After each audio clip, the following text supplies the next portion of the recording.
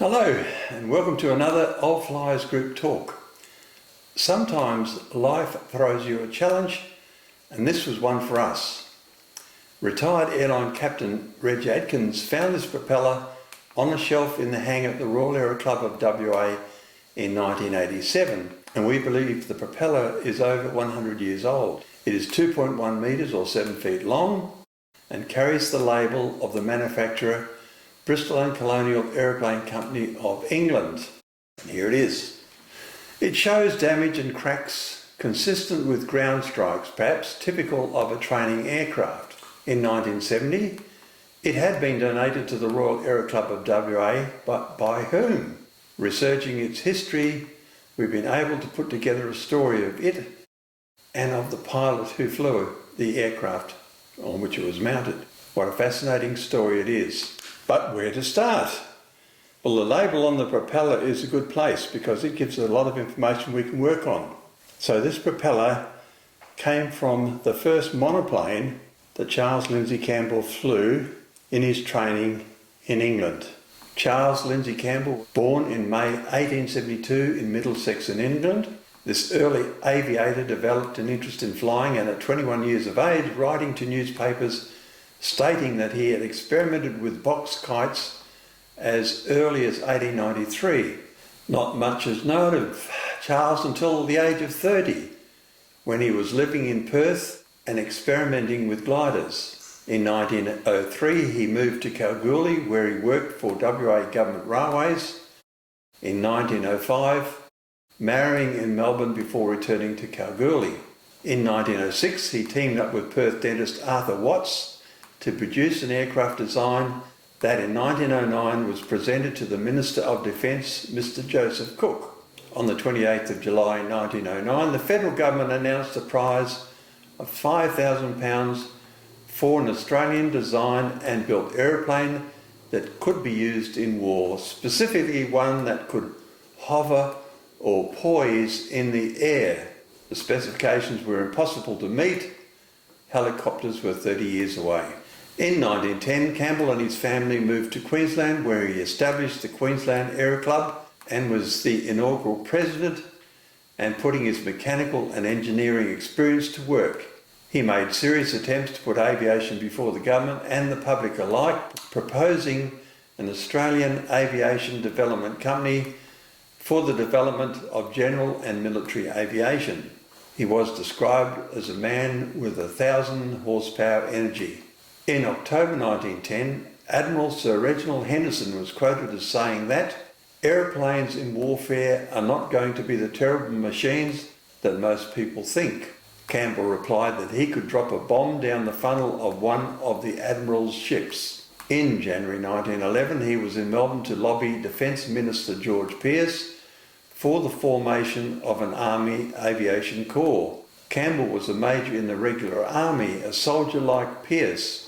RAAF base Pearce is named after George Pearce. The government in December 1911 announced that a military aviation school would be set up and 4 aeroplanes purchased. Applications were invited for the posts of 2 aviators to take charge of the school by February 1912. There were already 2 qualified pilots in Australia at that time and 3 more Australians in England. So Major Campbell departed for England on January 1912 to obtain his licence from the Royal Aero Club, equipped with letters of introduction from Prime Minister Andrew Fisher and many other dignitaries. He attended the Bristol Flying School on the 25th of April, and his first training flight was in a biplane 4 days later. He soloed on the 8th of May 1912, and on the 4th of June he qualified with licence 220. He was 49 years of age. So this is not a particularly young man, is it? Incidentally, licence 211 had been issued to fellow Australian John Dugan, who we've done a talk about before. Dugan trained at the Bristol School on Salisbury Plain, flying his own Avro monoplane. These were such early days of aviation. The Aero Club had been founded in 1901 by Frank Hedges Butler, his daughter Vera, and Charles Stewart Rolls, and was to govern and promote ballooning. Charles Rolls, of course, of Rolls-Royce fame. In 1909, an airfield at the Isle of Sheppey became the Aero Club's home. Englishman Mr. Henry Farman became the first to fly in England, though, due to the fact that he had lived so long in France, they claimed him as their own. Thus, John Moore Brabazon became the first resident Englishman to fly in England in his voyage biplane on the 2nd of May 1909.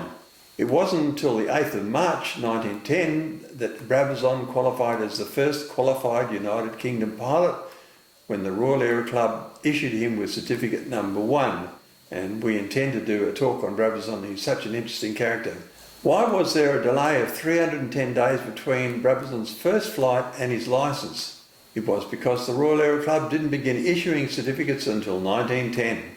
The club was to train most military pilots until 1915, when military flying schools took over. It was the 3rd of August 1912 at 6:20 a.m, just 76 days after Charles Campbell qualified, that he had an accident and died 20 minutes after. His inexperience was his downfall, but was it? He had made 115 flights, 30 of which were in the monoplane. This Bristol Priya two-seater monoplane had a 50 horsepower Gnome engine. Between 600 to 300 feet up, the aircraft's engine stopped, perhaps had been turned off. Charles failed to lower the nose and the plane stalled. The pilot recovered at about 200 feet as the engine coughed, but then he stalled for a second time and went into the ground. The significance of this accident is that he was the first Australian to be killed in an aeroplane accident. He left behind a widow, Lillian, and 2 children, Keith and Lindsay. Charles's ashes were returned to WA in November and placed at Karrakatta Cemetery in Perth. It would be reasonable to think that Mrs. Lindsay brought with her the propeller of the first monoplane that Charles flew.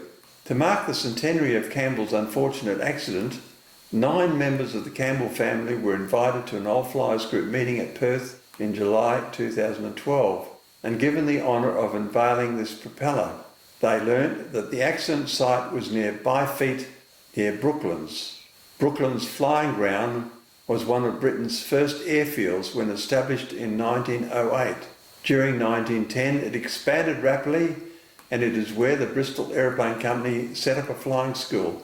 Notable aviation greats associated with Brooklands were Elliot Verdon Rowe, Edward Vickers, Hugh Dowding, Thomas Sopwith and Louis Blériot.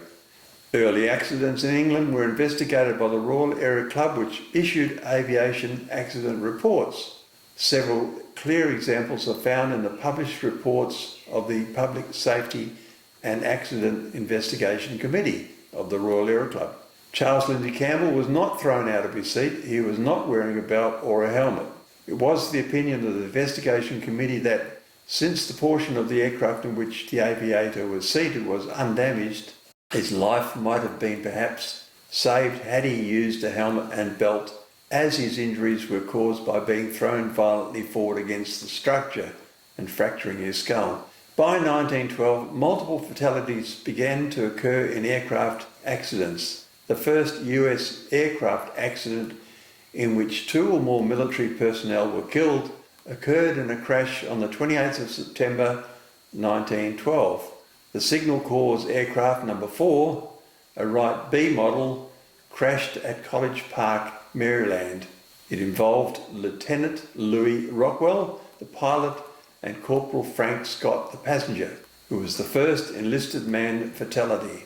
In 1918, rules were introduced that all machines must be equipped with safety belts for pilot and passenger alike. It took 50 years for that rule to apply to automobiles. That's shameful. On the 20th of July 1917, the Signal Corps Aviation School near Coronado, California was named Rockwell Field in honour of 2nd Lieutenant Louis Rockwell. The base featured in many historic aviation achievements, such as October 1919, a Martin GMB-1 landed there after circumnavigation of continental USA. Jimmy Doolittle landed here in September 1922, setting a new transcontinental record. In 1923, the first aircraft-aircraft aerial refuelling took place here.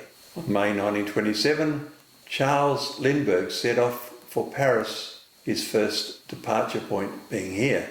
It is true that from the mistakes of others, lessons are learnt that now benefit us all. The benefits of flying or driving securely held in a seatbelt are obvious. You can only guess at the direction that Australian aviation might have taken had Charles Lindsay Campbell survived.